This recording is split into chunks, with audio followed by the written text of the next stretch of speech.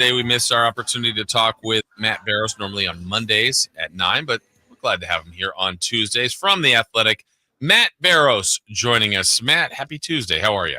I'm well. Happy Thanksgiving week to you. Yeah, you too as well. Look, you're on the journey of a guy that covers sports for years. What's Thanksgiving week going to be like for you this week?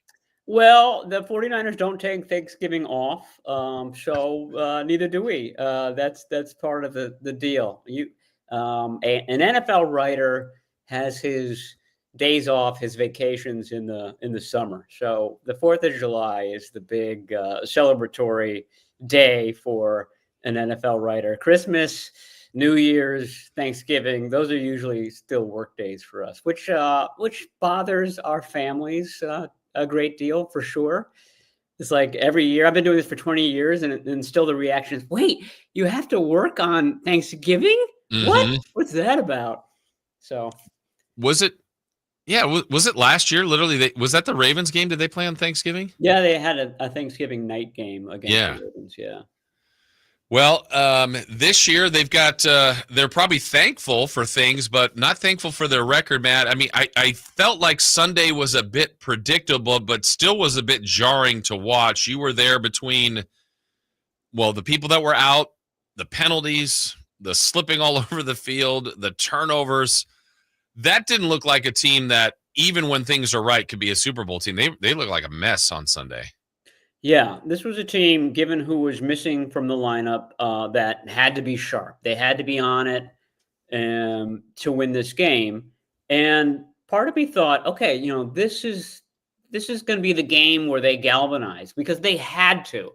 There was no choice. Everybody had to step up and be their best in this game, and they didn't come close to that to begin the game. It took them a good 25 minutes to sort of ease their way back into the game. And by then it was 17-0, and the game was essentially over at that point. And so given the fact that, okay, these guys have to be sharp, they have to be on it, and they were the opposite of that, it's hard to believe in them anymore.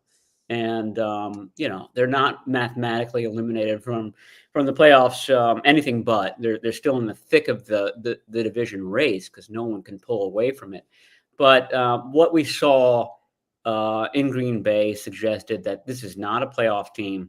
This team has no business in the playoffs, and that, frankly, it's hard to see them certainly winning in Buffalo, but it's hard to see them winning a string of games from here on out.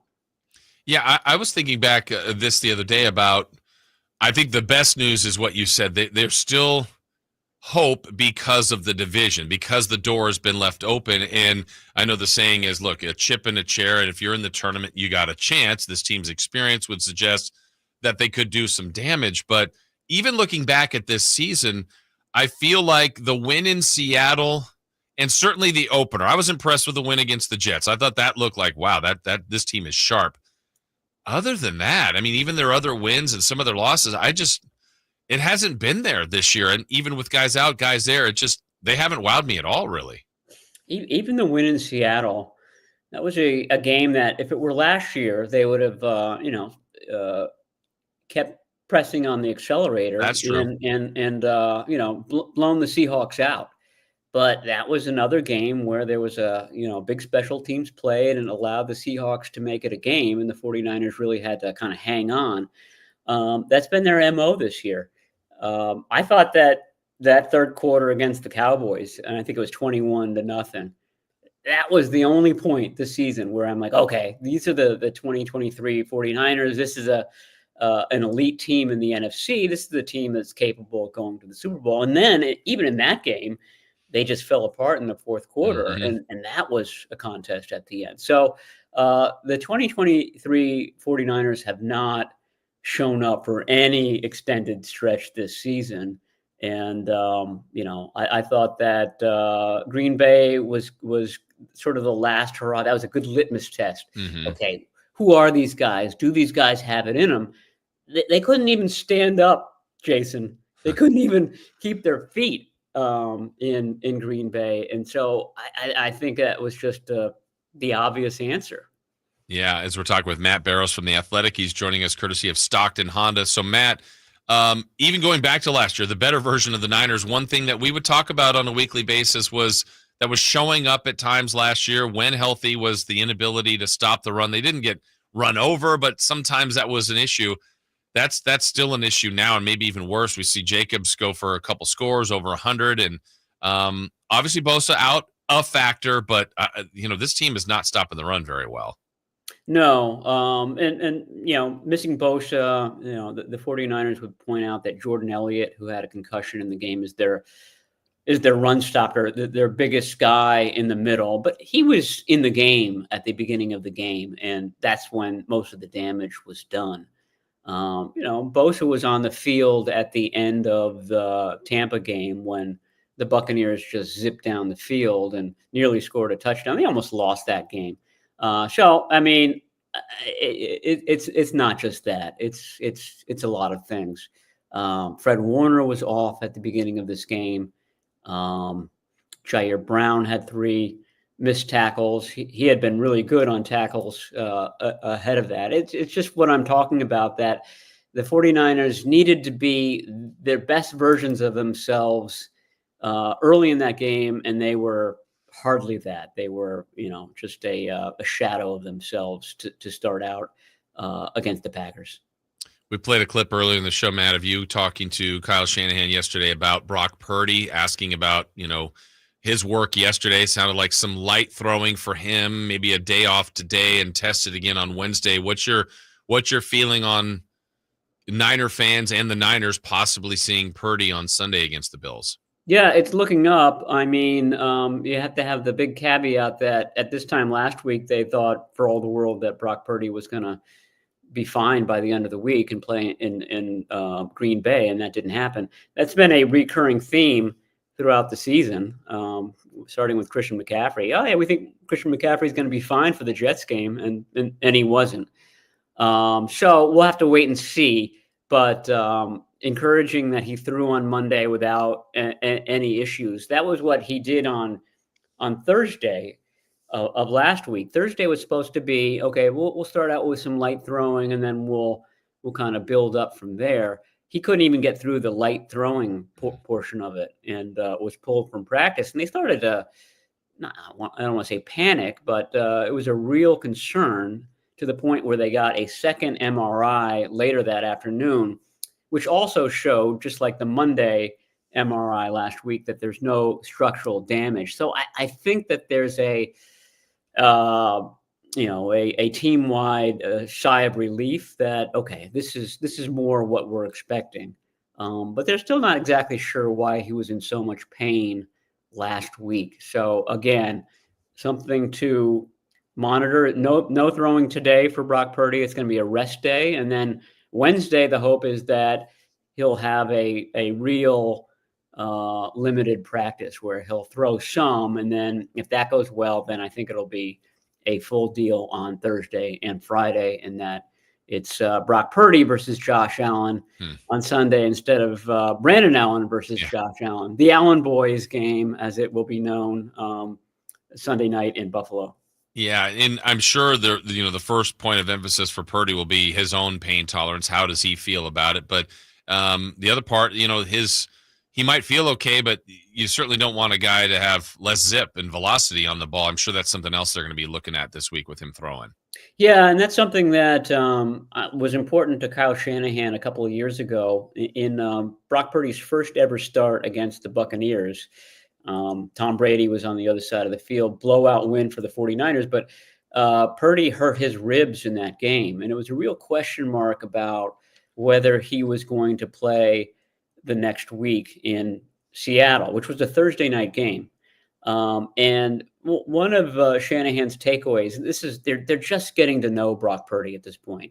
He literally started one game, was that he was really honest and mature about how he felt. Like a lot of times a young quarterback will be like, I'm fine. Just give me the ball. I'm going to be good. And then the game starts and he's obviously not fine. And all of a sudden you haven't prepared a backup for the game, and you really put the team behind the 8 ball.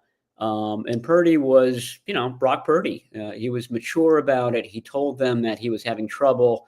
He ended up being able to play in that game. But this is part of the deal with Brock Purdy. If he doesn't feel like he can deliver the ball like normal, he's going to tell you. And I think that was part of the issue last week. So we talked a little bit about Purdy. We addressed Bosa a little bit too. How about how's Williams, Trent Williams? Yeah, we'll have to wait and see on that one. I mean, I talked to him after the Seattle game, and he admitted that, it was very much up in the air as to whether he was going to play in that game. He had a very, very dubious warm up before that game where, if you watched the warm up and you watched his reaction and his body language, you would have said, okay, this guy's not playing. He went into the locker room, got a pain numbing injection, and I think at that point started to feel as if he could play. But he was not 100%. And I think, just like I was saying about Brock Purdy, if he doesn't feel like he's going to be as good as his backup, he's not going to play. And to his credit, I think Jalen Moore had a really good game, certainly in pass protection. So I think that was the right choice. So the question will be whether this ankle/heel, Trent Williams described it to me as sort of a bone bruise in his left ankle, which is probably a good thing because it's the right ankle that's been problematic throughout his career. It's the right side of his body that's sort of, in that thresher of the line of scrimmage. So it just depends on how much progress that ankle made between last week and this week. Interesting that this upcoming game is on turf. Mm-hmm. It might snow during the game.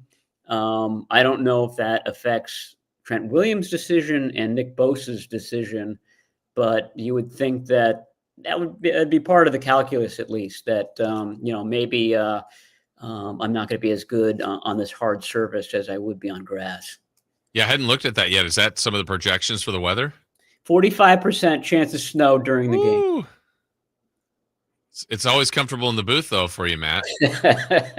Yeah, I'm going to be fine for sure. I will say that forecast has changed already a bit, so it could be different tomorrow. But as of right now, I do see a little snowflake emblem in the forecast.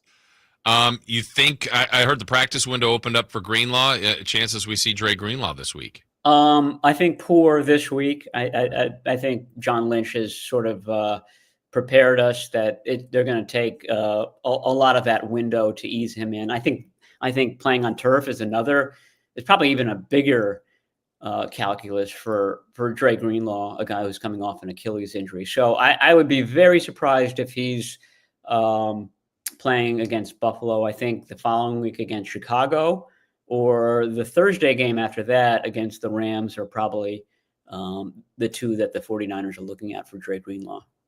The Niners came home, correct, after Green Bay? Yes. Yeah, so I remember that used to kind of be their big thing, that they would stay out. And I don't know if this is weather related, but was there ever talk of kind of staying out in the East area in Ohio like they used to do before? I think they've got an east of the Mississippi rule for that. So if the preceding game is in the Midwest and it was an early-ish game, I think that they were home by midnight. Yeah. I think if they can kind of sleep in their beds on Sunday night and have a full week, that's when they decide.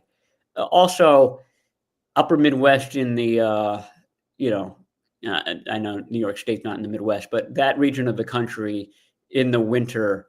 Yeah. I think if the back-to-back games were in Florida or one was in Atlanta, that would be more of a possibility, but not really a lot of great places to practice in the run-up to this game. All right, last thing for you is we're talking with Matt Barrows from The Athletic. You're around this team. I mean, they've done a ton of winning. I know that's been a confident group. Just your gauge on what they're going through right now, just how they're every time I hear one of them talk, I remember we talked, I think, last week about Warner was just kind of like, this isn't us, but wait, maybe it is us. We blew another game. Like, this is uncharted territory for these guys. How are they vocalizing that and kind of taking this all in? I mean, I think they're saying the right things. They've got the absolute right people. Um, I've been covering this team for, almost a quarter of a century, and the leaders in that locker room, starting with Fred Warner and George Kittle, are the best, the best people. They say the right things. They are doing the right things all the time. It's just not happening this year.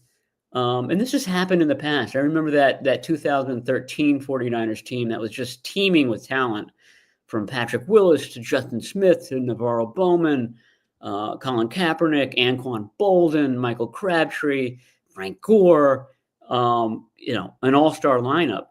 The following season, after they lost that heartbreaking NFC Championship game in Seattle, which I call the Trojan War. I mean, was that hard fought a game? They didn't have anything in 2014. That team was a shell of itself in 2014. I think they went 8-8, and pushed hard to get to 8-8. My point being that even if you have all the right bodies, even if you have all the right leaders, sometimes you just don't have it. And you go to the well that worked in 2023. You say the things that you said in 2023 that worked. Nothing happens. So sometimes, you crank that lawnmower engine. The spark plug's not there. It's just not going to turn on right.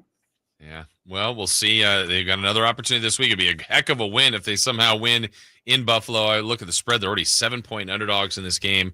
We'll see if Purdy goes and what they look like next week. We'll talk to you, Tuesday again next week? Yeah, I think right. As long as those snowflakes stay little in that in that icon on the weather app, yeah, I'll probably make it home on Monday. But Tuesday or later for our weekly segment. All right, we'll check in with you next week. Enjoy your time in Buffalo. Happy Thanksgiving, Matt. We always appreciate you joining us, and we'll talk to you again next week. Okay, to you too. Thank you. All right, thank you. That is Matt Barrows, again, courtesy of Stockton Honda. Check out all his amazing work at The Athletic. I mean, he is, as he said, he's been covering this team for a long, long time and doing a great job of it.